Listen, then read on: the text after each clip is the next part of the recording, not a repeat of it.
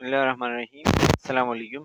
आज हम paediatric health nursing का चैप्टर नंबर 15 स्टार्ट कर रहे हैं, that is care of child with cerebral and neuromuscular disorders. इससे पहले हमने न्यूरोमस्कुलर डिसऑर्डर पढ़ लिए हैं, वो मस्कुलोस्केलेटल डिसऑर्डर के बारे में थोड़ा बहुत था। हम दो किस्म के डिसऑर्डर पढ़ेंगे, एक जो नर्वस सिस्टम के रिलेटेड होंगे, ठीक है, और दूसरे जो नर्वस सिस्टम के साथ मसल का कनेक्शन है, ठीक है, यानी कि मसल और नर्वस सिस्टम जिस तरीके से एक दूसरे के साथ अटैच होते हैं उसमें जो मसले आते हैं, ठीक है, वो हम इसमें डिस्कस करेंगे।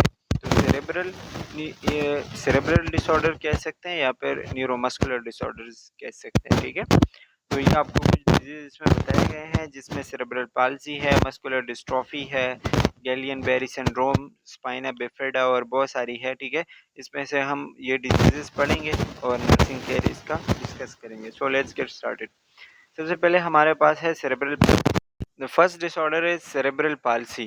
सेरेब्रल पाल्सी का नाम आपने सुना होगा, इसको हम सीपी कहते हैं, और जिन बच्चों को ये मसला होता है उसको हम सेरेब्रल पाल्सी या सीपी चाइल्ड कहते हैं। अच्छा जी, तो सेरेब्रल पाल्सी या सीपी चाइल्ड जो होते हैं, इसकी आसान निशानी ये होती है, अगर मैं आपको बताऊं, वैसे स्लाइड में नहीं लिखा हुआ, कि ये जो बच्चे होते हैं इनकी उम्र काफ़ी ज़्यादा होती है, 10-12 साल, 15 साल, 20 साल, लेकिन ये दिखते बहुत कम उम्र के बच्चों के हैं। आपको 3-4 साल की तरह वो नज़र आएंगे, ठीक है। और वो चल नहीं सकते, फिर नहीं सकते, उनके मसल्स ख़राब होते हैं, हाथ पाँव उनके बिल्कुल टेढ़े हो चुके होते हैं, ठीक है, और उनसे चलना फिरना नहीं होता, उनको गोद में लेके जाना पड़ता है। तो ये जो है उनके कुछ मतलब साइंस है जो कि आपको पता चलता है। वो बोल नहीं सकते, वो मेंटली बिल्कुल रिटार्डेड होते हैं, कुछ बोलना, सोचना, ये सारी चीज़ें उनकी बस की बात नहीं होती, ठीक है। इस तरह के चिल्ड्रन को हम सेरेब्रल पाल्सी या फिर सीपी चाइल्ड कहते हैं। जैसे कि इसमें लिखा हुआ है कि ये जो है हमारे मूवमेंट का एक डिसऑर्डर है, यानी कि जब बच्चे की मूवमेंट नहीं होती, caused by a premature non progressive lesion in the developing brain, यानी कि ब्रेन में जो है बच्चे के डेवलप होते वक्त, जब वो माँ के पेट में था, ठीक है, उस वक्त कोई लीजन आया, कोई मसला आया, ठीक है। कभी कभी ये जेनेटिक भी होता है, फैमिली में ये सारी चीज़ें आ रही होती हैं, तो ब्रेन सही तरीके से डेवलप नहीं हुए, ब्रेन में कोई मसला रह गया, ठीक है, जिसकी वजह से बच्चे के मूवमेंट में ये मसला आया। और ये तकरीबन 1000 बच्चों में से 2 या 3 बच्चों को होता है, यानी कि बहुत रेयर है, इतना ज़्यादा नहीं है। 1000 बच्चों में 2-3 कुछ भी, मतलब इतना ज़्यादा रेट नहीं है, लेकिन फिर भी जो है, अगर किसी बच्चे को हो तो उनमें ये सारे सिम्टम्स आपको मिलेंगे जो मैंने आपको बताया, आगे भी हम डिस्कस करेंगे। एटोलॉजी कुड बी कंजेनाइटल और एक्वायर्ड, यानी कि इसके जो रीजंस है वो या तो पैदाइशी तौर पर होंगे, या फिर एक्वायर्ड, ये कि कई लाइफ टाइम में उसको कोई मसला हुआ, ठीक है, उसके बाद उसके साथ ये चीज़ हो गई, जैसे ब्रेन पे चोट लगी, ठीक है। तो ब्रेन पे जब चोट लग जाती है, कोई एक्सीडेंट वगैरह हो जाता है, तो उसकी वजह से भी बंदा जो है वो ये इस कंडीशन में जा सकता है। या फिर प्री नेटल यानी कि प्रेगनेंसी के पहले का जो दौरानिया होता है, कि बच्चा अभी पैदा नहीं हुआ, उससे पहले का जो 9 मंथ का पीरियड होता है, तो तकरीबन 8 या 6 मंथ तक या 7 महीने तक का जो जो पहला पीरियड है, ठीक है, इसको हम प्री नेटल कहते हैं। ज़्यादा से ज़्यादा जो ऑर्गेनोजेनेसिस होता है, यानी कि बच्चे के जो ऑर्गन्स बनते हैं वो उसी पीरियड में बनते हैं।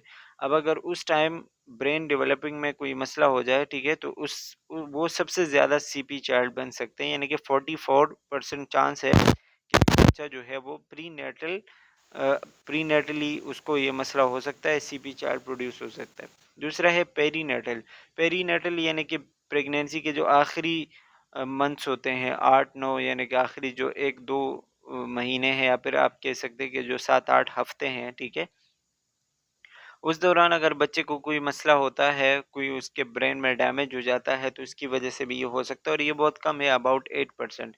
इसके अलावा लेबर एंड डिलीवरी, जब बच्चा पैदा हो रहा होता है तो ज़्यादा प्रेशर की वजह से या फिर कोई डैमेज की वजह से, ठीक है, उसके ब्रेन पे कोई डैमेज हो जाता है, तो उसकी वजह से भी ये मसला हो सकता है, जिसको हम लेबर या फिर डिलीवरी सीपी कहते हैं, 19% होता है। या फिर बचपन में कोई बच्चा जो है वो चलते-चलते गिर गया, कोई मसला हो गया चाइल्डहुड में, तो 5% होता है। और नॉट ऑब्वियस 24%। इसका मतलब ये कि कभी-कभी ऐसा भी होता है कि कोई रीज़न मालूम नहीं होता, बस नेचुरली एक चीज़ हो रहा होता है या हो चुकी होती है, ठीक है? तो इस किस्म की कंडीशन को हम सेरेब्रल पाल्सी कहते हैं। इसके कुछ टाइप्स होते हैं, सेरेब्रल पाल्सी की अगर हम देखें तो कुछ टाइप्स है, जिसमें स्पेस्टिक जो है वो सबसे कॉमन है, यानी कि स्पेस्टिक सेरेब्रल पाल्सी जो है वो सबसे कॉमन होता है, ठीक है। फिर स्पेस्टिक को अगर हम देखें तो इसमें क्या लिखा हुआ है, स्पेस्टिक डायप्लीजिया। डायप्लीजिया यानी कि दोनों हाथ या दोनों लेग्स उसमें बिल्कुल इन्वॉल्व होते हैं और वो काम नहीं करते हैं, यानी कि ये सेरेब्रल पाल्सी चाइल्ड का जो है, जब हम इसमें पढ़ते हैं कि सेरेब्रल पाल्सी है, लेकिन सेरेब्रल पाल्सी का कौन सा टाइप है, स्पेस्टिक डायप्लेजिया है। जब डायप्लेजिया की हम बात करेंगे, डाई का मतलब होता है दो, यानी दोनों हाथ या फिर दोनों लेग्स उसमें इन्वॉल्व है, यानी कि वो माजूर होगा, ठीक है, उस काम नहीं करेंगे, तो इसको हम स्पेस्टिक डायप्लेजिया कहेंगे। दूसरा होगा स्पेस्टिक हेमिप्लीजिया। हेमिप्लीजिया मतलब कि बॉडी का कोई एक साइड, लेफ्ट साइड या राइट साइड जो है वो उसमें मतलब सेरेब्रल पाल्सी में आ चुका होता है, मौजूर होता है, ठीक है। ज़्यादातर जो है इसमें हाथ ज़्यादा कॉमन होते हैं, कि हाथ ज़्यादा इफेक्टेड होते हैं। इसके अलावा स्पेस्टिक ट्राइप्लेजिया। ट्राइप्लेजिया जैसे कि नाम से पता चलता है कि उसमें 3 लिम्स आते हैं, यानी कि 2 हाथ और 1 पैर, या 2 पैर और 1 हाथ, ठीक है। तो ये जो है ज़्यादातर क्या होते हैं कि 2 हाथ और 1 पैर इसमें आ जाता है, तो 3 लिम्स, इसको हम स्पेस्टिक ट्राइप्लेजिया कहेंगे। और मोनोप्लेजिया है तो उसमें कोई एक हाथ या एक पाँव आएगा, only one limb is affected, ठीक है। अच्छा, in some cases spastic cerebral palsy follows a period of poor muscle tone, जिसको हम हाइपोटोनिया कहते हैं, इन द यंग इन्फेंट, यानी कि जब किसी को ये सेरेब्रल पाल्सी हो तो वो सेरेब्रल पाल्सी आगे बढ़ते बढ़ते उसके पूरे मसल्स को ख़राब कर देता है, ठीक है, और बच्चे के मसल्स हाइपोटोनिक हो जाते हैं। हाइपोटोनिक यानी कि जिसमें कोई मूवमेंट नहीं होती और वो बिल्कुल वीक हो जाए, ठीक है, इस तरह के मसल्स को हम हाइपोटोनिक कहते हैं। अच्छा, डिस्टोनिक, डिस्टोनिक भी वही के मतलब चलने फिरने में मुश्किल, मूवमेंट में मुश्किल होना, ठीक है। एटेक्सिक, एटेक्सिक का मतलब वही होता है कि बच्चा जो है मूव नहीं कर रहा, उसके मसल्स इनवॉलंटरीली मूव कर रहे होते हैं, यानी कि वो एक किस्म का आप समझ लें कि वो शिवरिंग कर रहा होता है, अचानक जो है मसल्स इनवॉलंटरी मतलब मूवमेंट कर रहे होते हैं एक किस्म का, ठीक है। इसके अलावा मिक्स टाइप, कभी डिस्टोनिक, कभी हाइपोटोनिक, टीवी, ठीक है, कभी एटेक्सिक, इसी तरीके की चीज़ें इसमें हो सकती हैं। तो इसके जो मेन टाइप्स है वो आपको याद होने चाहिए। स्पेस्टिक, ठीक है, स्पेस्टिक यानी कि कॉमनेस्ट, जिसमें कोई भी हाथ कोई भी पाँव आ सकता है। स्पेस्टिक के फिर अलग अलग कैटेगरीज है, डायप्लीजिया यानी कि दोनों हाथ या दोनों पैर, ठीक है। हिमीप्लीजिया बॉडी का कुछ एक साइड, राइट साइड या लेफ्ट साइड। अच्छा, ट्राइप्लीजिया में 3 लिम्स आते हैं, यानी दो दो हाथ और एक पाँव, ठीक है। और मोनोप्लेजिया में कोई एक लिम्ब इफेक्टेड होगा, ठीक है। तो ये इसके कुछ टाइप्स होते हैं। अच्छा, ये आपको वही बताया गया है कि स्पेस्टिक है, स्पेस्टिक मतलब ये सेरेब्रल कॉर्टेक्स के ऊपर ज़्यादा असर करता है, कि अगर किसी बच्चे को स्पेस्टिक सेरेब्रल पाल्सी है तो मतलब उसका सेरेब्रल कॉर्टेक्स जो होगा, सेरेब्रम आपने पढ़ा होगा ब्रेन का एक बहुत बड़ा हिस्सा होता है, ठीक है, तो वो डैमेज होता है। अब जब वो डैमेज होगा तो इसमें मसल्स बहुत ज़्यादा स्टिफ होंगे, यानी कि सख्त होंगे, क्योंकि ब्रेन ब्रेन के उसी पार्ट से हमारे मसल्स कंट्रोल होते हैं, ठीक है। और ये सबसे ज़्यादा बच्चों में जो मतलब जो भी सेरेब्रल पाल्सी वाले बच्चे होते हैं उनमें ज़्यादातर स्पेस्टिक सेरेब्रल पाल्सी वाले होते हैं, यानी कि ये ज़्यादा कॉमन है, ठीक है। इसके अलावा है डिस्काइनेटिक। डिस्काइनेटिक मतलब ये बेसल गैंग्लिया का एक यूनिट होता है, ये हमारे मसल के अंदर का जो यूनिट है, ठीक है, मसल नहीं, सॉरी, गैंग्लियन जो है हमारे नर्वस सिस्टम का यूनिट है, और इसमें भी इनवॉलंटरी मूवमेंट होता है, ठीक है।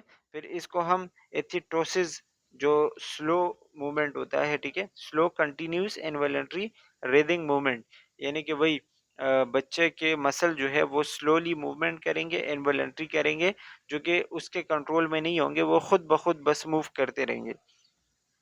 और दूसरा जो इसका टाइप है वो है डिस्टोनिया। डिस्टोनिया में मसल ट्विस्ट करेंगे, यानी कि आपको बिल्कुल मुड़े हुए नजर आएंगे, ठीक है, ट्विस्टिंग जिसको हम कहते हैं, और रिपीटेटिव मूवमेंट करेंगे, वही बात जो इसमें लिखी हुई है। अच्छा जी, एटेक्सिक, एटेक्सिक लिखा हुआ है कि इसमें सेरेबेलम जो होगा, जो ब्रेन का एक पार्ट है, और ये हमारे बॉडी के बैलेंस को और मूवमेंट को कंट्रोल करता है। तो जब ये सेरेबेलम इसमें अफेक्टेड होगा तो इसमें बॉडी कोऑर्डिनेशन में नहीं होगी, यानी कि बॉडी जो है वो इनवॉलंटरी मूव करेगी, ठीक है, और बैलेंस बॉडी का डिस्टर्ब हो जाएगा, यानी कि बच्चे को आप खड़ा करने की कोशिश करेंगे तो खड़ा नहीं हो पाएगा, ठीक है, या फिर आप उसको बिठाएंगे तो मतलब बैठ सकता नहीं है वो बिल्कुल आप बिठाएंगे तो वो लेट जाएगा, ठीक है। उसकी बॉडी बिल्कुल इनवॉलंटरीली मूव कर रही होती है और बैलेंस उसके मतलब उसके काबू में नहीं होता। इसके अलावा मिक्स्ड है, तो मिक्स्ड में फिर मुख्तलिफ किस्म के ब्रेन के एरियाज़ इन्वॉल्व हो जाते हैं और जितने भी ब्रेन के एरियाज़ उसमें इन्वॉल्व होते हैं, तो ब्रेन के उसी एरिया का जो फंक्शन है वो डैमेज है। जैसे कि सेरेबेलम अगर इन्वॉल्व है, तो वो बैलेंस ख़राब हो जाएगा, ठीक है? अगर सेरेब्रम इन्वॉल्व है, तो वही हाथ-पाँव, मसल्स ये सारी चीज़ें ख़राब हो जाएँगी, ठीक है? और वो मूव नहीं कर पाएगा। तो ये कुछ टाइप्स जो आपको याद होनी चाहिए। इसमें भी वही आपको बताया गया है नीचे, जो आप देख सकते हैं, डायप्लीजिया, हेमिप्लीजिया, ट्राइप्लीजिया, मोनोप्लीजिया, ठीक है? ये आप सारा देख लीजिएगा और पैराप्लीजिया भी बताया गया है। ये आपके जो हमने पढ़े वही सारी चीज़ें हैं। अच्छा, ये भी वही स्पैस्टिक स्पैस्टिक का मतलब होता है जब कंट्रैक्टेड हो गए मसल्स, ठीक है?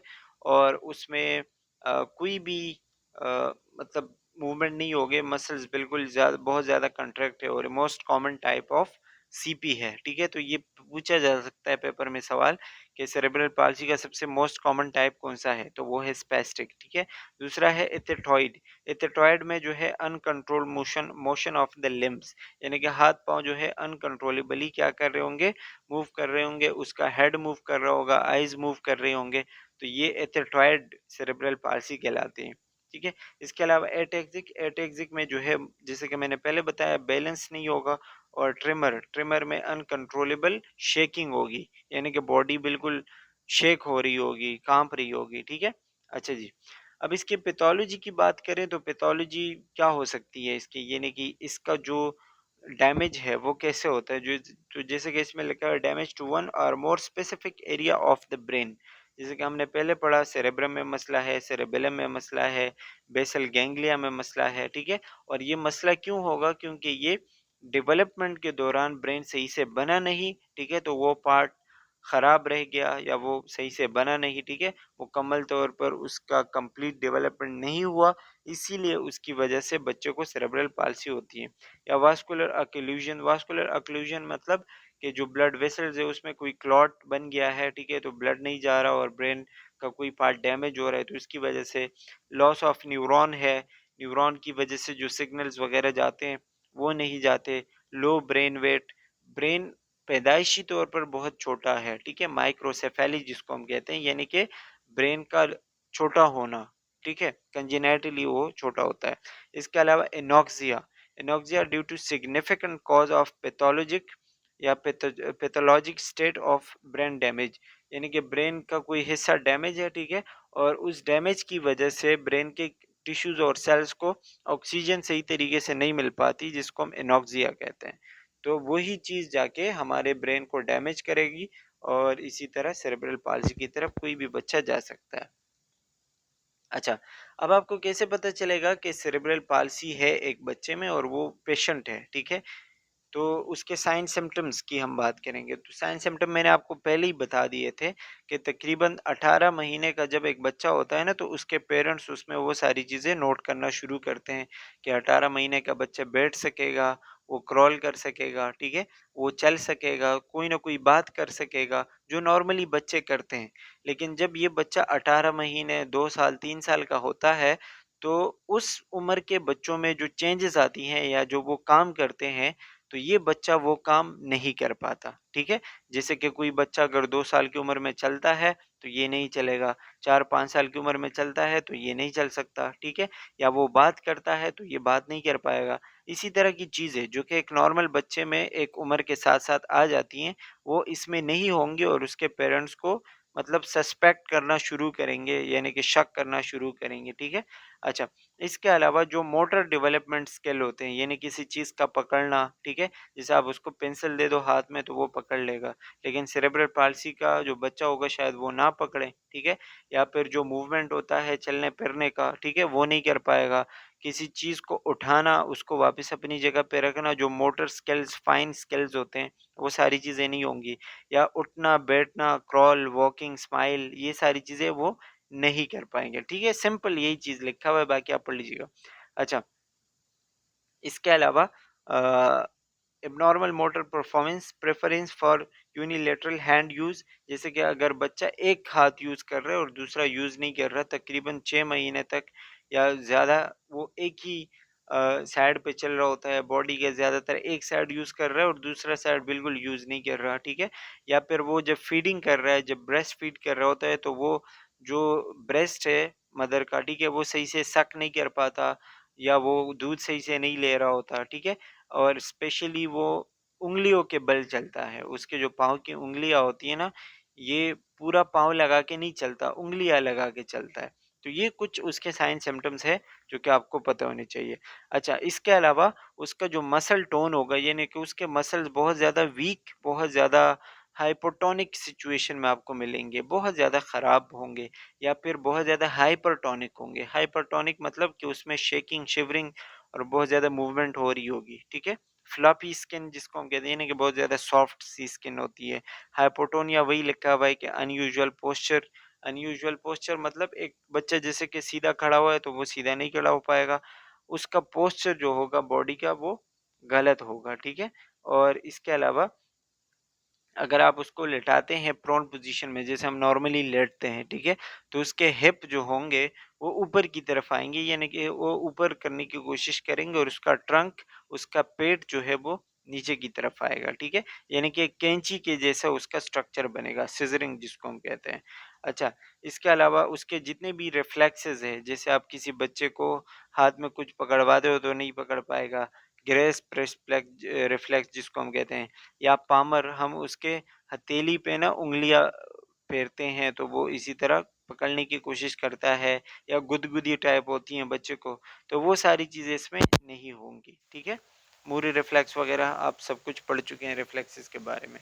अच्छा जी। अब इसके साथ-साथ और क्या-क्या मसले हो सकते हैं? यानी किसी बच्चे को सेरेब्रल पाल्सी है तो और क्या-क्या मसले हो सकते हैं? तो हियरिंग प्रॉब्लम हो सकता है, बात करने में मसला हो सकता है, ठीक है? स्पीच डिफ़िकल्टीज़ जिसको हम कहते हैं, साँस लेने में मुश्किल होती है क्योंकि उसका पोस्चर थोड़ा-सा अलग होता है, डिफरेंट होता है। स्किन डिसऑर्डर हो सकते हैं, जैसे कि वो एक जगह पे पड़ा रहेगा, घूम-फिर तो वो नहीं सकता, ठीक है? तो उसको बेड सोर, प्रेशर सोर वगैरह हो सकते हैं। इसके अलावा उसको सीज़र्स हो सकते हैं, झटके वगैरह पड़ सकते हैं, क्योंकि ऑलरेडी उसके ब्रेन का मसला चल रहा होता है, तो उसकी वजह से वो मतलब सीज़र्स पड़ सकते हैं, ठीक है? अच्छा, डायग्नोज़ हम हिस्ट्री लेके कर सकते हैं, और ये डायग्नोज़ इसका तो बहुत आसान है कि आप टेस्ट वगैरह करवाएँ कुछ, ठीक है? और बच्चे की सिचुएशन को देखें, उसकी बॉडी को देखें, तो पता चलेगा। अच्छा जी। अच्छा जी।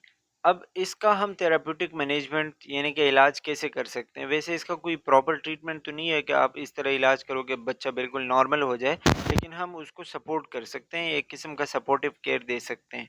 जैसे कि आप उसको ऐसे सेंटर्स में लेके जाएँ, जहाँ पे मतलब ऐसे बच्चों का ख़्याल रखा जाता हो, उनसे एक्सरसाइज़ करवाया जाता हो, ठीक है? और उनके लिए एक ख़ास प्रोफ़ेशनल होते हों, ठीक है? जैसे कि इसमें लिखा है वोकेशनल थेरेपी, रिक्रिएशन, यानी कि उसको बाहर लेके जाएँ, उनको पार्क वग़ैरह लेके जाएँ, ठीक है? आउटिंग के लिए लेके जाएँ, या फिर अगर बहुत ज़्यादा मसला है तो फिर हम सर्जरी की तरफ भी जा सकते हैं। लेकिन सर्जरी तो बहुत कम होती हैं, जो कि ज़्यादातर होती ही नहीं है। लेकिन ये जो मेंटल चीज़ें होती हैं ना, कि साइकोलॉजिकली आप बच्चे को खुश रखें। जैसे आप उसको ऐसी जगह पे लेके जाएँ जहाँ पे उसका ख़्याल रखा जा सकता हो। आपने देखा होगा कि गूंगों, बहरों के अलग-अलग स्कूल होते हैं। तो इसी तरह इन बच्चों के लिए भी अपने सेंटर होते हैं, ठीक है? तो आप उनको वहाँ लेके जा सकते हैं। उनको वो साइकोलॉजिकली ट्रीट करते हैं, और इसके अलावा उनको एक्सरसाइज़ वग़ैरह करवाए जाते हैं। इसके अलावा हम उनको कुछ मेडिकेशंस दे सकते हैं, और मेडिकेशंस ऐसे मेडिकेशंस होंगी जो उनके डिप्रेशन, एंजाइटी को कम करे, जैसे एंटी एंजाइटी वाले दे सकते हैं, या फिर ऐसे मेडिकेशन दे सकते हैं जो मसल्स को रिलैक्स करवाते हैं, जैसे कि बेक्लोफेन, वेलियम और डेंट्रियम, ठीक है? रोबेक्सिन, बहुत सारे यहाँ पे लिखे हुए हैं। इसके अलावा कुछ एंटी एपिलेप्टिक जो अगर बच्चे को सीज़र्स वगैरह होते हैं, ठीक है? तो उनके लिए आप दे सकते हैं, जैसे फ़िनोबार्बिटॉल और फ़िनेटोइन वगैरह आप एंटी एपिलेप्टिक दे सकते हैं। तो आप उसकी कंडीशन को देख के, यानी कि वो साइन सिम्पटम्स को देख के उसको मुख्तलिफ़ किस्म की मेडिकेशन दे सकते हैं, ठीक है? अच्छा, एज़ अ नर्स आपकी क्या रिस्पॉन्सिबिलिटी हो सकती है? तो सबसे पहले हम उसको लोकोमोशन एस्टेब्लिश करवाएँगे, यानी कि उसके मूवमेंट में हेल्प करवाएँगे, ठीक है? और सेल्फ हेल्प, उसको क्या करेंगे कि थोड़ा बहुत इस काबिल बनाएँगे कि वो खुद से भी कुछ कर सकें, ठीक है? एजुकेशनल अपॉर्च्युनिटीज़ उसको अगर कर सकते हैं तो प्रोवाइड करें, ठीक है? सेल्फ इमेज उसका प्रमोट करें, बैलेंस डाइट उसको दें, उसके फैमिली को सपोर्ट करें, उसको जिस तरह हम काउंसलिंग करते हैं ना वो सारी चीज़ें, और इम्प्लीमेंटेशन यानी कि आप जो चीज़ें आपने अपने साथ लिखी है, आपने अपना एक प्लान बनाया है, ठीक है? आप उसको बच्चे के ऊपर इम्प्लीमेंट करें कि मैंने इसका ख़्याल कैसे रखना है। इसके अलावा आरओएम रेंज ऑफ मोशन यानी कि उसका मोशन हमने इंक्रीज़ करवाना है, ठीक है? उसका हमने एक्सरसाइज़ वग़ैरह करवाना होगा, उसको क्रॉलिंग में, वॉकिंग में हेल्प करनी है। अगर वो ऐसे नहीं कर सकता तो हम कोई जो व्हीलचेयर वग़ैरह होता है, जो व्हीकल होता है, ठीक है? उसके ज़रिए से करवाएँ। अच्छा, नीचे आपको वही सारी चीज़ें लिखी हुई है कि ऐसी चीज़ें जिससे बच्चे को हेल्प मिलती हो, ठीक है? जैसे कुछ ऐसे स्पेशल उनके लिए बर्तन होते हैं जिससे वो खुद खा सके, या फिर ऐसी चीज़ें जो जिससे उसको हेल्प मिल सके, ठीक है? स्पीच थेरेपी भी आप करवा सकते हैं जिससे बच्चा थोड़ा बहुत बोल सके अपनी ज़रूरियात के बारे में। तो ये सारी चीज़ें आप बच्चे से करवा सकते हो और ये एज़ अ नर्स आपकी रिस्पॉन्सिबिलिटी हो सकती है। अच्छा, इसमें भी वही लिखी चीज़ें लिखी हुई है, रोम एक्सरसाइज, सेफ एनवायरनमेंट, ठीक है? Use restraints when child on chair और व्हीकल, ठीक है? रिस्ट्रेंट्स वो चीज़ें होती हैं जो बच्चे के मूवमेंट में मतलब थोड़े सा वो कर देते हैं, मूवमेंट को लिमिट करते हैं, यानी कि वो चीज़ जिसकी वजह से बच्चा ज़्यादा मूव ना कर पाए। जैसे कि अगर बच्चा चेयर पे है, ठीक है, या फिर किसी गाड़ी में है, तो अगर वो मूव ज़्यादा करेगा तो उसको चोट लग सकती है, नुकसान पहुंच सकता है, ठीक है? तो इसलिए हम उसको ऐसी चीज़ों मतलब ऐसी चीज़ें उसको प्रोवाइड करते हैं, या मतलब बांध देते हैं, या फिर कुछ भी ऐसा करते हैं जिससे उसकी तकलीफ कम हो या फिर उसको कोई ख़तरा ना हो, ठीक है? इसके अलावा वही बात कि encourage setting, crawling and walking, ये दोबारा यहाँ पे लिखा हुआ है, ठीक है? इसके अलावा हम उसको वर्बल नॉन वर्बल कम्युनिकेशन का बता सकते हैं, यानी कि इशारों में उसको बात समझानी आनी चाहिए। अगर वो कोई चीज़ मांग रहा है तो हम उसको इस तरह इस काबिल बनाएं कि कम से कम अगर वो मुंह से नहीं बोल सकता तो वो साइन लैंग्वेज यूज़ करें, ठीक है? तो ये सारी चीज़ें, इसके अलावा फीडिंग उसका सही हो, feeling of trust and independence, उसको अपने फैमिली के ऊपर, अपने नर्सेस के ऊपर ट्रस्ट हो, ठीक है? और उसको ऐसा ना लगे कि मैं किसी के ऊपर डिपेंडेंट हूँ या मैं मोहताज हूँ किसी का। साइकोलॉजिकल सपोर्ट एक किस्म का हम देते हैं, ठीक है? पेरेंट्स को भी उसका मतलब हम पॉजिटिवली रीएनफोर्स करते हैं, ठीक है? और पेरेंट्स को आप समझते हैं कि एक किस्म का मोटिवेट कर सकते हैं या उनको सपोर्ट कर सकते हैं। तो ये सारी चीज़ें इसमें लिखी हुई है। इसके अलावा support family support groups of parents, referral and institution, जैसे अल शिफा ट्रस्ट, जो मैंने आपको पहले बताया, कुछ ट्रस्ट होते हैं, कुछ जगह होती हैं जो कि इन ऐसे बच्चों और इनके पेरेंट्स के लिए बहुत ज़्यादा हेल्पफुल होती हैं, ठीक है? यहाँ पे हमारा पहला disorder close, that is cerebral palsy. अब दूसरा डिसऑर्डर है हमारा ड्यूशन मस्कुलर डिस्ट्रॉफी, जिसको हम शॉर्ट में मस्कुलर डिस्ट्रॉफी ही कहते हैं, ठीक है? ड्यूशन एक साइंटिस्ट की वजह से जो है, जिसने इस पे काम किया था, तो उसके नाम यहाँ पे ऐड किया हुआ है, ठीक है? अच्छा, मस्कुलर डिस्ट्रॉफी जो है ये एक हेरेडिटी डिसऑर्डर है जो ज़्यादातर मतलब फीमेल से आती है। मतलब ये एक ऐसी डिसऑर्डर है जो मदर से आती है, लेकिन ये अफेक्ट ज़्यादातर बॉयज़ को करती है, बल्कि सिर्फ बॉयज़ को करती है। यानी कि ये एक्स लिंक्ड डिसऑर्डर है, यानी कि रिसेसिव डिसऑर्डर है जो कि एक्स लिंक पे मौजूद है। आपने जेनेटिक्स पढ़ा होगा, ठीक है? यानी कि मदर से आती हैं, और मदर के जो मेल बच्चे होते हैं, ठीक है, उनको ये ज़्यादातर इफ़ेक्ट कर सकता है, ठीक है? और इसमें क्या होता है कि बच्चों के मसल्स ख़राब होने लग जाते हैं वक़्त के साथ-साथ, ठीक है? अच्छा, ये सेरेब्रल पाल्सी से थोड़ा-सा डिफरेंट है। सेरेब्रल पाल्सी में बच्चे का कद नहीं बढ़ता, वो बोल नहीं पाता, वो सुन नहीं पाता, वो उसको क्रॉलिंग चलने-फिरने में मसला होता है, इसमें वो सारी चीज़ें नहीं है।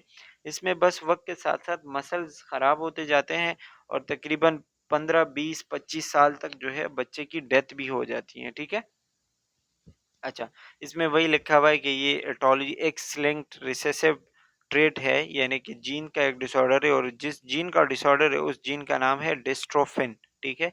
डिस्ट्रोफिन एक जीन है जिस पे ये वाला एक्स लिंक रिसेसिव डिसऑर्डर पाया जाता है। जब उसमें कोई डिफेक्ट हो तो और बच्चे में वो जी ना जाएँ तो वो मस्कुलर डिस्ट्रॉफी के साथ पैदा होता है, ठीक है? अच्छा एक बात और कि जो मस्कुलर डिस्ट्रॉफी का मसला होता है ये जो बीमारी है, वो ज़्यादातर कज़न मैरिज की वजह से होता है। यानी कि जो लोग अपने फैमिली में ज़्यादातर शादी करते हैं, ठीक है? कज़न मैरिज करते हैं, तो उनके बच्चों में मुख्तलिफ़ किस्म के प्रॉब्लम्स अक्सर आ जाती हैं, जिसमें से एक प्रॉब्लम मस्कुलर डिस्ट्रॉफी भी है, ठीक है? आप ये सर्च भी कर सकते हैं नेट पे जाके, वैसे यहाँ पे नहीं है, लेकिन आपको ये पता होना चाहिए। बहुत सारे डिसऑर्डर जो कि कज़न मैरिज की वजह से होती हैं, तो उसमें से एक ये भी है। अच्छा जी। अच्छा जी। अब हम इस मसले को डायग्नोज़ कैसे करेंगे? तो डायग्नोज़ बहुत आसान होता है, जैसे कि एक बच्चा सीढ़ियाँ चढ़ रहा है, तो वो सीढ़ियाँ नहीं चढ़ पाएगा, उसको बहुत मुश्किल होती हैं, ठीक है? वॉकिंग में मसला होता है, बहुत ज़्यादा स्लो चलता है, ठीक है? और उसका एक अपना गेट होता है, बॉडी का एक अपना एक ख़ास पोस्चर होता है। जैसे लॉर्डोसिस हमने पढ़ा था ना, तो उसका वैसे ही कुछ लॉर्डोसिस टाइप ग पोस्चर होता है बॉडी का, कि उसका स्पाइनल कॉर्ड एक डिस्टर्ब होता है, स्पेशली उसके पाँव के जो मसल्स हैं वो बहुत ज़्यादा ख़राब हो जाते हैं। काफ मसल जो होते हैं ना, जो पाँव के पीछे की तरफ होते हैं, तो काफ मसल बहुत ज़्यादा वीक हो जाते हैं और उस वीकनेस की वज़ह से अक्सर वो एनलार्ज हो जाते हैं। यानी कि आपको वो बहुत बड़ी नज़र आएगी, ठीक है, बाहर की तरफ, लेकिन असल में उसका कोई इतना बड़ा रोल नहीं होगा उनकी बॉडी में, बस वो वीक से मसल्स होंगे, ठीक है? अच्छा, ये वैसे चीज़ें हैं जो हम देखते हैं, मतलब हम एज़ अ असेसमेंट काउंट कर सकते हैं। लेकिन जब आप मुकम्मल तौर पर इसको कंफर्म करते हो तो फिर हम इसका एक टेस्ट करते हैं, ठीक है? क्रेटिनिन काइनेज ईएमजी एक टेस्ट होता है, ठीक है? ईएमजी का मतलब होता है इलेक्ट्रोमायोग्राफी, जिस जैसे कि ईसीजी होती हैं, ईईजी होती हैं, ठीक है? तो ये है इलेक्ट्रोमायोग्राफी। इलेक्ट्रोमायोग्राफी में हम मसल्स को देखते हैं और मसल्स का टेस्ट करवाते हैं, जिसमें आपको मुख्तलिफ किस्म के चेंजेस नज़र आएँगी और इसमें आपको एक किस्म का जो प्रोटीन नज़र आएगा, ठीक है? या एक एंजाइम नज़र आएगा जिसको हम क्रेटिनिन काइनेज कहते हैं, जो अक्सर हार्ट अटैक के दौरान भी ये बढ़ जाता है। तो ये सारी चीज़ें आपको एलिवेट अगर नज़र आती हैं उस टेस्ट में, तो इस बात का मतलब ये होगा कि बच्चा जो है वो मस्कुलर डिस्ट्रॉफी का शिकार है, ठीक है? इसके अलावा मसल बायोप्सी भी कर सकते हैं जिससे पता चलता है। ये आपको दिखाया गया है, ये आप पिक्चर देख सकते हैं। इसमें आपको डेफ़िनेटली पता चलेगा कि अगर इस तरह का पोस्चर है किसी बच्चे का, उसको चलने-फिरने में मुश्किल होती है और वो अपने पाँव को जैसे घसीटता हुआ लेके जाता है, ठीक है? तो इस तरह के मसले को आप मस्कुलर डिस्ट्रॉफी कह सकते हैं। अच्छा, मस्कुलर डिस्ट्रॉफी जो है, ये तकरीबन 8 से 11 साल के बच्चे में जो है वो मतलब आ जाती हैं या फिर शुरुआत से ही होती हैं, लेकिन वो वक़्त के साथ-साथ ज़्यादा हो जाती हैं, ठीक है? और इसमें चेस्ट मसल ख़राब होते हैं, रिस्पायरेटरी इन्फेक्शंस बहुत ज़्यादा होते हैं और तकरीबन 15, 20 या 25 साल तक बच्चे की डेथ हो जाती है, ठीक है? इससे ज़्यादा नहीं बढ़ता, तकरीबन 20s में यानी कि 20 और 30 साल के बीच में उसकी डेथ हो जाती है, ठीक है? अच्छा, ये जेनेटिक काउंसलिंग मतलब जैसे कि मैंने आपको बताया कि जेनेटिक डिसऑर्डर है, तो आप ऐसे लोगों का जेनेटिक काउंसलिंग करेंगे, जैसे कि जिन जिन लोगों को या जिन पेरेंट्स के ऐसे बच्चे होते हैं तो आप उनको ये जेनेटिक काउंसलिंग करवाएँगे कि भई आपके अगर और बच्चे होंगे तो वो भी इसी तरह के मसले का शिकार हो सकते हैं, यानी कि 50-50 चांस है, ठीक है? तो आपके लिए अच्छा ये होगा कि आप और बच्चे पैदा ना करें। इसी तरह की आप जो है उसके कर सकते हैं, जेनेटिक काउंसलिंग कर सकते हैं। 50% of the sons would be affected, जो मैंने आपको बताया कि 50-50 चांस हो सकता है अगर बच्चा पैदा करेंगे और वो लड़का होगा तो ज़्यादा 50% चांस है कि वो मस्कुलर डिस्ट्रॉफी का शिकार हो, ठीक है? अच्छा, early detection family support system, वही बात कि जि जि जितना जल्दी आपको इस बात का पता चल सके उतना आपके लिए अच्छा होगा, ठीक है? और इसके लिए हम बच्चे को, उसके पेरेंट्स को सपोर्टिव थेरेपी देते हैं, स्ट्रेस मैनेजमेंट और इन सारी चीज़ें का बताते हैं, ठीक है? अच्छा जी, ये हो गया हमारा दूसरा डिसऑर्डर। अब है हमारा तीसरा disorder, that is galleon-berry syndrome. ये आप पढ़ चुके हैं पहले भी, जिसको हम शॉर्ट में कहते हैं जीबीएस, और ये बहुत ही रेयर डिसऑर्डर है। ये हमारे नर्वस सिस्टम का एक मसला होता है, जिसमें बहुत ज़्यादा तेज़ी के साथ हमारे न्यूरॉन्स डैमेज होने लगते हैं, ख़राब होने लगते हैं, ठीक है? और ये शुरू होता है पाँव से। पाँव से ऊपर की तरफ आता है और सर तक जाता है, ठीक है? इस किस्म के डिज़ीज़ को जो पाँव से शुरू होके सर तक जाता है और जिसमें बहुत सारे हमारे जो न्यूरॉन्स होंगे वो डैमेज होंगे। जब न्यूरॉन्स डैमेज हो जाएँगे तो ये जब सीवियर केस में जाएगी ये बीमारी, ठीक है? तो ये बंदे को पैरालिसिस करवा यानी कि फालिज वगैरह करवा सकता है, वो घूम फिर नहीं सकेगा, मूव नहीं कर सकेगा, मसल्स ख़राब हो जाएँगे, ठीक है? तो इस तरह की बीमारी को हम गिलियन-बेरी सिंड्रोम कहते हैं। अब देखें, ये बच्चों में मतलब बहुत ज़्यादा कॉमन होता है, एडल्ट्स में इतना ज़्यादा नहीं होता, ठीक है? लेकिन 4 से 10 साल के बच्चे इसमें काफ़ी ज़्यादा इफ़ेक्ट हो सकते हैं, भले वो मेल हो, फीमेल हो, कोई भी उनका जेंडर हो, ठीक है? वो ये नहीं इसमें नहीं देखते। जैसे कि मैंने आपको बताया कि मस्कुलर डिस्ट्रॉफी वो सिर्फ़ मेल में होता है, तो ये वो चीज़ नहीं है। ये बच्चों में, बच्चियों में, दोनों में हो सकता है, ठीक है? अच्छा, इसकी जो एटियोलॉजी है, इसके जो कॉज़ेज़ है या जो रीज़न्स है, वो हमें पता नहीं है, वो अननोन है, ठीक है? तो इस पे बहुत सारे मतलब रिसर्चेज़ हो सकते हैं या रिसर्चेज़ जारी होंगे। कोई कहता है वायरल इन्फेक्शन, कोई बैक्टीरियल इन्फेक्शन, लेकिन कोई एग्ज़ैक्ट हमें पता नहीं है। अच्छा, इसमें क्या होता है कि कोई माइल्ड इन्फेक्शन हो जाता है, उसकी वजह से हमारा इम्यून सिस्टम ख़राब हो जाता है, कन्फ्यूज़ हो जाता है, जिसकी वजह से इम्यून सिस्टम अपने न्यूरॉन के ऊपर खुद अटैक करने लगता है और न्यूरॉन के ऊपर एक शीट होती है जिसको हम माइलिन शीट कहते हैं, ठीक है? तो इम्यून सिस्टम उसी शीट को ख़राब करने लगता है और जिसकी वजह से न्यूरॉन डिस्ट्रक्ट हो जाते हैं यानी कि ख़राब हो जाते हैं। जब न्यूरॉन ख़राब हो जाएँगे तो नर्व इम्पल्स नहीं पास होगा या स्टॉप हो जाएगा, स्लो हो जाएगा, ठीक है? और वो न्यूरॉन्स ख़राब होने लग जाएँगे और इसी तरीके से हमारा गिलियन-बेरी सिंड्रोम डेवलप हो जाएगा, ठीक है? अच्छा, जब किसी बच्चे को या किसी बंदे को गेलियन-बेरी सिंड्रोम है, तो उसके साइन सिम्पटम क्या होंगे? एक तो मसल्स बहुत ज़्यादा वीक होंगी, टिंगलिंग सी महसूस होगी यानी कि जो ख़ारिश वग़ैरह महसूस होती है, ठीक है? हाथ-पाँव में और इसके अलावा उसको लेक लैक ऑफ सेंसेशन या लॉस ऑफ सेंसेशन होगी, यानी कि उसको कोई चीज़ फ़ील नहीं होगी क्योंकि अगर फ़ील होगी तो न्यूरॉन की वज़ह से फ़ील होगी, ठीक है?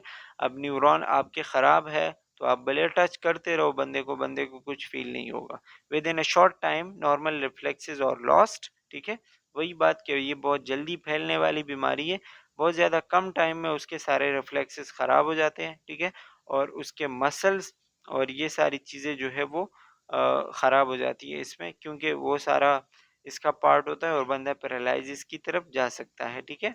In the majority of the patient, the most intense weakness occur within the first 2 weeks, ठीक है? वही बात कि सबसे ज़्यादा जो कमज़ोरी आती है या सबसे ज़्यादा जो मसले आते हैं वो इस बीमारी के पहले 2 हफ्तों में आती है, ठीक है? अच्छा, अब ये जब बीमारी ख़तरनाक कंडीशन में जाए, बहुत ज़्यादा सीवियर केस में जाए तो हमें ब्रीदिंग मसला करवा सकते हैं, स्वॉल्विंग खाना निगलने में मसला करवा सकते हैं, ठीक है? तो फिर हमें वो इतना ख़तरनाक कंडीशन में लेके जाते हैं, जिसकी वजह से हम खुद से खा-पी भी नहीं सकते, साँस लेने में मुश्किल होती है, ठीक है? तो इसके कुछ साइन सिम्पटम होंगे। अच्छा जी, अब इसको डायग्नोज़ कैसे करेंगे? स्पाइनल टैप जो लंबर पंक्चर कराते हैं और एक फ्लूइड लेते हैं, ठीक है? तो उस फ्लूइड में आपको कोई भी बैक्टीरिया, वायरस वगैरह अगर मिल सके, तो उससे हमें पता चल जाता है, ठीक है? इसके अलावा इसका अगर ट्रीटमेंट हो, तो इसमें आईवी फ्लूइड्स वगैरह देते हैं, जो बहुत ज़्यादा मतलब इम्पोर्टेंट है और एक प्लाज्मा प्लाज्माफेरेसिस इंट्रावेनस सॉल्यूशन देते हैं, ठीक है? जिसमें एंटीबॉडीज़ होती हैं, ऑटो इम्यून एंटीबॉडीज़ होती हैं, यानी कि वो एंटीबॉडीज़ जो इम्यून सिस्टम के खिलाफ काम करें, ठीक है? जो कि अटैक हुआ है जिसके ऊपर। तो ये सारी चीज़ें हम देते हैं थ्रू और ये इसके ट्रीटमेंट में आता है, ठीक है? अब देखें, इसका जो नर्सिंग मैनेजमेंट होगा बहुत आसान कि आप फैमिली को एजुकेट करेंगे, डेली लिविंग और सेल्फ केयर के बारे में उनको बताएँगे, ठीक है? कि बंदे को नहलाना कैसे है, फीडिंग कैसे करवानी है। इसके अलावा ब्रेस्ट इंस्पिरेंट्स ऐसे बच्चों को, ऐसे लोगों को हम वो अ, मतलब जो जैकेट वगैरह होते हैं वो पहना सकते हैं। अच्छा, कम्युनिकेशन के लिए उनके हेल्प कर सकते हैं, लाइफ़स्टाइल वो चेंज करवा सकते हैं कि अगर किसी बंदे को किस चीज़ की वजह से ये मसला हो, ठीक है? उसके ज़िंदगी में आप तंज़ो-मज़ाक लेके आ सकते हैं, ठीक है? और इसके अलावा मोबिलिटी और ट्रांसफ़र यानी कि उसको व्हीलचेयर पे घुमाओ, ऐसे घुमाओ, ठीक है? और passive range of motion passive range of motion मतलब एक्सरसाइज करवाओ, उसका रेंज ऑफ मोशन ज़्यादा करवाओ, ठीक है? ये आपकी नर्सिंग रिस्पॉन्सिबिलिटी होती है। इसके अलावा उसका पोजीशन बार-बार चेंज करते रहें, बेड में हो, व्हीलचेयर में हो, क्योंकि वो खुद से तो कर नहीं सकता। साइकोलॉजिकली आप उसका सपोर्ट करेंगे, ठीक है? और स्कूल, अगर बच्चा है, continue school work and contact school to set up services when your child can return, ठीक है? वही बात, स्कूल में नहीं जा सकता, स्कूल वालों को इन्फॉर्म करे, ये वो। सोशल वर्क, सोशल वर्क ये कि कम्युनिटी मुख्तलिफ़ किस्म की एजेंसीज़ होती हैं जो कि इस तरह के बच्चों को डील करती हैं, उनका ख़्याल करती हैं, ठीक है? तो आपने उनके साथ कॉन्टैक्ट में रहना होगा, ठीक है? अच्छा, last but not the least disease है spina bifida. Spina bifida normally, अगर बहुत आसान अल्फाज में आपको बताऊँ, तो ये क्या होता है कि स्पाइनल कॉर्ड का एक डिसऑर्डर है जिसमें स्पाइनल कॉर्ड सही तरीके से बन नहीं पाता ड्यूरिंग एम्ब्रियोनिक लाइफ, कि जब बच्चा माँ के पेट के अंदर है, ठीक है, उस टाइम स्पाइनल कॉर्ड सही से बन नहीं पाता और उसके वर्टिब्रल कॉलम के जो टिश्यूज है, जो हड्डियां हैं, ठीक है, वो बन नहीं पाती और स्पाइनल कॉर्ड में आप समझ लें कि एक खड्डा सा रह जाता है, एक डिम्पल सा बन जाता है, ठीक है, जिसको हम स्पाइना बिफिडा कहते हैं। ये भी ज़्यादातर जेनेटिक रीज़न हो सकते हैं या फिर फॉलिक एसिड डिफिशिएंसी की वजह से हो सकती हैं, कोई भी मिनरल्स या किसी भी इस तरह की चीज़ों की कमी जिसमें बॉडी के लिए ज़रूरी होती हैं ड्यूरिंग प्रेगनेंसी। तो अगर उन चीज़ों की कमी है तो स्पाइना बिफिडा हो सकता है, ठीक है? या मैटरनल वायरल इन्फेक्शन है कि बच्चे की अम्मी को कोई मसला हुआ था, वायरल इन्फेक्शन हुआ था, ठीक है? तो वो वायरल इन्फेक्शन अगर फैल जाए तो वो बच्चे के ऊपर भी असरअंदाज हो सकता है और बच्चा जो है वो स्पाइना बिफिडा बन सकता है, यानी कि उसके स्पाइनल कॉर्ड में मसला हो सकता है। एंटी एपिलेप्टिक ड्रग्स अगर बहुत ज़्यादा ले रहे हैं ड्यूरिंग प्रेगनेंसी, अगर मदर जो है वो एपिलेप्टिक है और वो ड्रग ले रही हैं, तो उस ड्रग के साइड इफ़ेक्ट की वजह से बच्चे के ऊपर असर हो सकता है।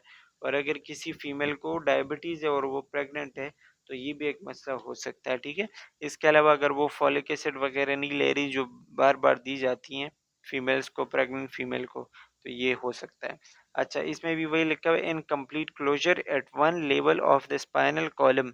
ये ज़्यादातर जो लंबर रीजन होता है ना, उसमें होता है कि L5 और S1 लंबर रीजन का आखिरी जो वर्टेब्रा है, लंबर नंबर 5, और उसके बाद जो स्टार्ट होता है सैक्रम, ठीक है? उन दोनों के बीच में एक खड्डा सा महसूस होगा, ठीक है? जिसको हम स्पाइना बिफिडा कहते हैं।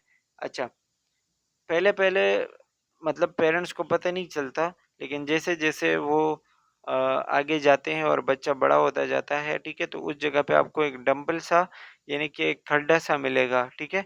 और कुछ साइन सिम्पटम्स आपको महसूस होंगी, जैसे कि उसके पाँव वगैरह वीक हो जाएँगे, वो टॉयलेट में नहीं बैठ पाएगा, ठीक है?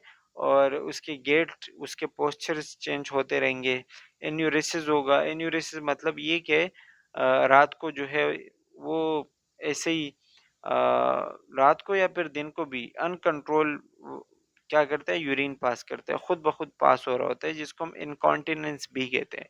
इनकॉन्टिनेंस मतलब ये कि यूरिन आउटपुट जो कि आपके कंट्रोल में ना हो, खुद ब खुद यूरिन निकलना शुरू हो जाए, ठीक है? अच्छा, नर्सिंग मैनेजमेंट इसका क्या होगा? वही कि आप उसके स्पाइनल कॉर्ड का ख़्याल रखें, ठीक है? और उसको वार्म रखें, इंक्यूबेटर इंक्यूबेटर में रखें उसको, ठीक है? और इसके अलावा मॉइस्ट रखें। ये सारी चीज़ें जो है यहाँ पे बताई गई है। स्टेराइल टेक्निक यूज़ करें जिसमें कोई वायरल और बैक्टीरिया वगैरह उसके बॉडी के अंदर ना जाए। उसको प्रॉपर्ली ये आप जेंटली हैंडल करें, ठीक है? ये आपका प्री सर्जरी केयर होगा। अच्छा, पोस्ट ऑपरेटिव केयर क्या होगा?